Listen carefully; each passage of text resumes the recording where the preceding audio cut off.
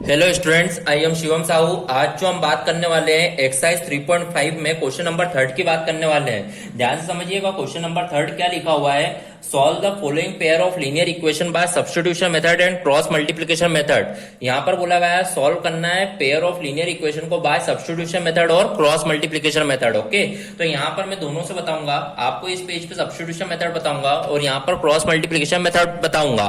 Okay, जिसे अभी तक सब्स्टिट्यूशन और क्रॉस मल्टीप्लिकेशन नहीं समझ में आई है वो इस क्वेश्चन को ध्यान से समझ लीजिएगा। ओके, तो यहाँ पर मैं सब्स्टिट्यूशन मेथड बता रहा हूं। तो सबसे पहले सब्स्टिट्यूशन मेथड को बताने के पहले यहाँ पर आप देखिएगा, ये जो क्वेश्चन गिवन है, so this is our equation number 1 और ये क्या है अपनी इक्वेशन नंबर 2। आपको ये तो पता ही होगा। ओके, देखिए सब्स्टिट्यूशन मेथड को मैं सबसे पहले ओरली डिफाइन कर देता हूं। सब्स्टिट्यूशन मेथड क्या होती है? फर्स्ट इक्वेशन से एक्स की वैल्यू फाइंड आउट करके सेकंड इक्वेशन में पुट करना। फर्स्ट इक्वेशन से एक्स की वैल्यू फाइंड आउट करके सेकंड इक्वेशन में पुट करना है आपको। तो आप देखिएगा, यहां पर मैंने देखा फर्स्ट इक्वेशन आपकी है 8x plus 5y is equal to 9। Okay, यहां से मैं x की वैल्यू फाइंड आउट करूंगा 8x प्लस 5 उधर का तो minus 5y, it mean 9 minus 5y। मेरे को तो x की वैल्यू फाइंड करना, तो ये पॉजिटिव 8 को नीचे भेज दूंगा। तो यहां से मैं देखूंगा x की वैल्यू 9 माइनस 5y अपॉन में क्या आ जाएगी 8। तो यहां से मैंने क्या करा, फर्स्ट इक्वेशन से x की वैल्यू फाइंड आउट कर ली और जो x की वैल्यू फाइंड आउट करी है इसे मैं बोल देता हूं इक्वेशन नंबर थर्ड। ओके, इतना समझ में आ गया। आपको क्या करना होता है, फर्स्ट इक्वेशन से x की वैल्यू फाइंड करके सेकंड इक्वेशन में पुट करना होता है। तो आपने x की वैल्यू फाइंड कर ली, अब put x value in equation number second. Equation number second में पुट कर देंगे। तो आपने देखा इक्वेशन नंबर सेकंड क्या है, 3x plus 2y is equal to 4। तो आप देखेंगे 3x की वैल्यू आपकी है कितनी, 9 माइनस 5y होल अपॉन में 8 प्लस आप देखेंगे 2y इज इक्वल टू 4। तो इस तरीके से आपने देखा। अब आप देखिएगा यहाँ पर ये कैंसिल आउट नहीं हो रहा है, तो यहाँ पे एलसीएम लेना होगा। 2y के नीचे कुछ नहीं है, मतलब 1 है। तो इट मीन्स यहाँ पर मैंने देखा 8 और 1 का एलसीएम कितना आएगा, यहाँ पर 8 आएगा। तो आप देखेंगे यहाँ पर ये 3 का मल्टीप्लाई, क्योंकि 8 सेम एज इट इज तो ये सेम एज इट इज। 3 9 जा यहाँ पर 27, 3 5 जा यहाँ पर 15y प्लस 1 8 जा 8, तो 8 का मल्टीप्लाई 8 2 जा यहाँ पर हो जाएगा 16y इज इक्वल टू 4। इस तरीके से मैंने लिखा। अब आप देखिएगा यहाँ पर 8 का मल्टीप्लाई क्रॉस मल्टीप्लाई 8 4 जा 32, तो it means 27 minus 15y plus 16y is equal to 8 4 जा 32। तो इट मीन्स आप देखेंगे यहां से मेरी y की वैल्यू फाइंड आउट होगी जब मैं y को यहीं पे रखूंगा। तो minus 15y plus 16y is equal to 32। 27 उधर गया तो माइनस 27। इट मीन्स मैंने देखा 16y माइनस 15y, y बचा सिंपली बड़े क्या कि पॉजिटिव इसलिए plus y is equal to 32 minus 27 is 5। तो इट मीन्स मैंने देखा यहाँ पर जो y की वैल्यू आ गई है वो कितनी आ गई है, 5 आ चुकी है। अब मेरे को x की वैल्यू फाइंड आउट करना है। तो इस y की वैल्यू को यदि मैं x थर्ड इक्वेशन में पुट कर दूंगा तो यहाँ पर मेरी x की वैल्यू फाइंड आउट हो जाएगी। तो यहाँ पर मैं लिखूंगा put y value in equation number third, in equation third. तो यहां पर मैं इक्वेशन थर्ड में पुट करूंगा। मैंने देखा इक्वेशन थर्ड क्या है मेरी, x is equal to 9 minus 5y whole upon में 8। तो मेरी इक्वेशन नंबर थर्ड है। तो यहां पर मैंने देखा x equal to 9 minus 5 into y जो है वो कितना है 5 होल अपॉन में 8। तो इस तरीके से आप देखेंगे यहाँ पर मैंने पुटअप कर चुका हूं। अब यहाँ पर आप देखिए क्या आंसर आता है। तो x इक्वल टू 9 5 5 जो 25 होल अपॉन में 8। इस तरीके से मैंने देखा। अब यहाँ पर मैं देखूंगा plus minus minus 25 minus 9 16 minus 16 whole upon में 8। तो 8 2 जा 16। तो इट मीन्स मैं देखूंगा x की जो मेरी वैल्यू फाइंड आउट होगी वो मेरी वैल्यू जो होगी वो कितनी होगी, x is equal to -2। Okay, तो इस तरीके से मैंने सब्स्टिट्यूशन मेथड से x और y की वैल्यू को क्या कर लिया है, फाइंड आउट कर लिया है। अब इसी क्वेश्चन को मैं आपको क्रॉस मल्टीप्लिकेशन मेथड से भी बता देता हूं। और आपको ये पता होना चाहिए, आप किसी मेथड से सॉल्व करो आंसर हमेशा क्या आता है, सेम आता है। तो आप देखिएगा यहाँ पर मैंने सब्स्टिट्यूशन मेथड से सॉल्व करा, आपकी x और y की वैल्यू फाइंड आउट हुई है -2 एंड 5। अब इसे भी क्रॉस मल्टीप्लिकेशन से भी बता देता हूं। यहाँ पर आप समझ लीजिएगा आंसर सेम आ भी रहा है कि नहीं। ओके, तो यहाँ पर आप क्रॉस मल्टीप्लिकेशन देखेंगे। सबसे पहले क्वेश्चन को लिख लेते हैं, 8x plus 5y is equal to 9, then 3x plus 2y is equal to 4। Okay, ये आपका क्वेश्चन है। इसे मैं क्रॉस मल्टीप्लिकेशन मेथड से आपको बताऊंगा।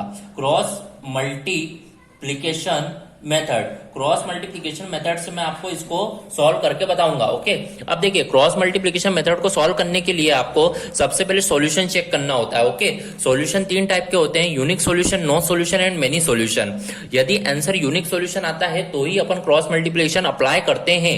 तो यहाँ पर अपन सबसे पहले सॉल्यूशन फाइंड आउट करने के लिए आपको a1 b1 c1 a2 b2 c2 find out करना होता है। तो यहाँ पर आपको सबसे पहले यदि a1 b1 c1 a2 b2 c2 find out करना है तो सबसे पहले इक्वल के उधर क्या बनाना होगा, 0। ओके, तो यहाँ पर आप देखिएगा सबसे पहले 8x प्लस 5y प्लस 9 इधर आया minus 9 is equal to 0। Second equation में 3x प्लस 2y 4 इधर आया माइनस 4 इज इक्वल टू 0। ये इक्वेशन नंबर सेकंड हो गई। This is our equation number 1 and this is our equation number 2।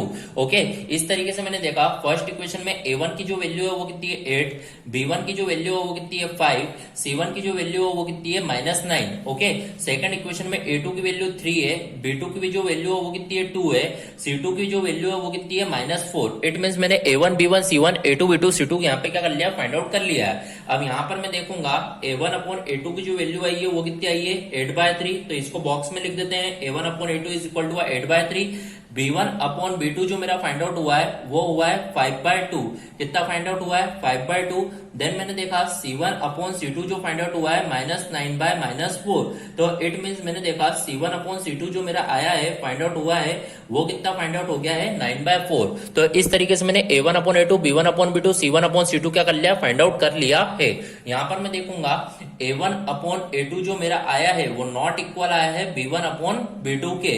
a1 upon a2 जो है नॉट इक्वल है b1 upon b2 के। तो a1 अपॉन a2 यदि नॉट इक्वल होता है b1 अपॉन b2 के तो उस कंडीशन में इसको क्या बोलते हैं अपन, यूनिक सॉल्यूशन। क्या बोलते हैं, यूनिक सॉल्यूशन।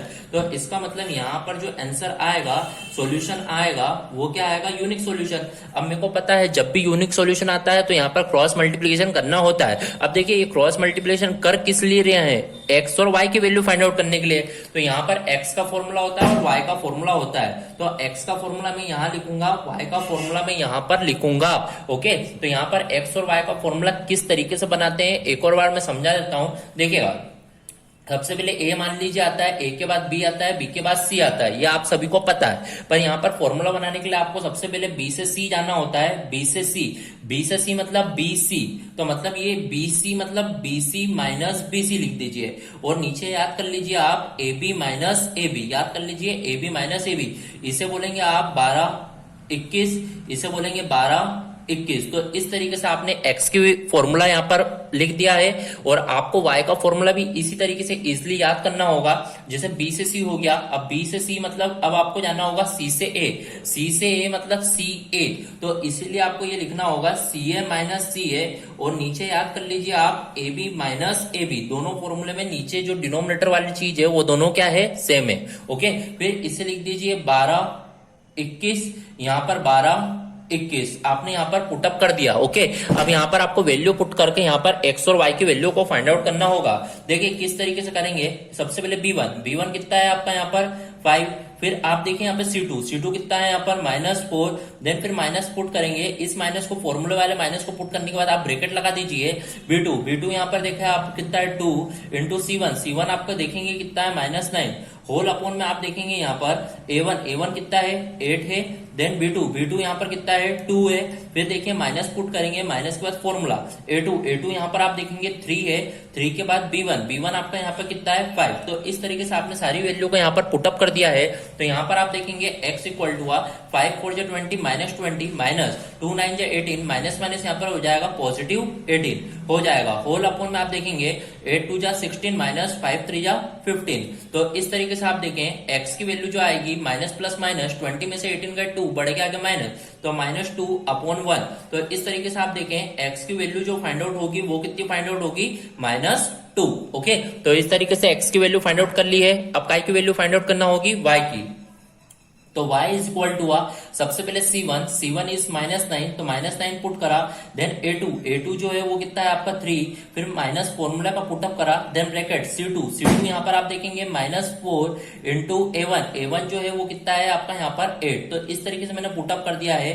होल अपॉन में आप देखेंगे A1 जो है वो कितना है आपका 8, देन B2 जो है आपका कितना है 2, देन माइनस ब्रैकेट में A2 जो है वो आपका कितना है 3, देन B1 जो है आपका कितना है 5। तो इस तरीके से मैंने यहाँ पर पुटअप कर दिया। तो y इज इक्वल टू हुआ 9 3 27 माइनस में इसलिए माइनस 27 माइनस 8 4 32 माइनस माइनस यहाँ पर हो जाएगा प्लस 32 होल अपॉन में आप देखेंगे 8 2 जा 16 माइनस 5 3 जा 15। ओके, तो y की वैल्यू यहाँ पर आप देखिए plus minus minus 32 minus 27 is 5, बड़े का आगे पॉजिटिव 5 होल अपॉन में 1। तो इस तरीके से फाइनली आप बोल सकते हैं जो y की वैल्यू जो आपकी फाइंड आउट हुई है वो कितनी फाइंड आउट हुई है, 5 फाइंड आउट हुई है। ओके, तो इस तरीके से आपकी x एंड y की वैल्यू फाइंड आउट हो गई है। यहाँ पर देखिएगा सब्स्टिट्यूशन मेथड से भी जब आपने सॉल्व करा था x की वैल्यू -2 y की वैल्यू 5, क्रॉस मल्टीप्लिकेशन से भी सॉल्व करा x की वैल्यू -2 y की वैल्यू 5। तो इस तरीके से आपकी सब्स्टिट्यूशन और क्रॉस मल्टीप्लिकेशन मेथड कंप्लीट हुई। Okay, so here our question number 3 of exercise 3.5 is completed. If any doubt in this question, then comment in a comment box. Okay, thank you.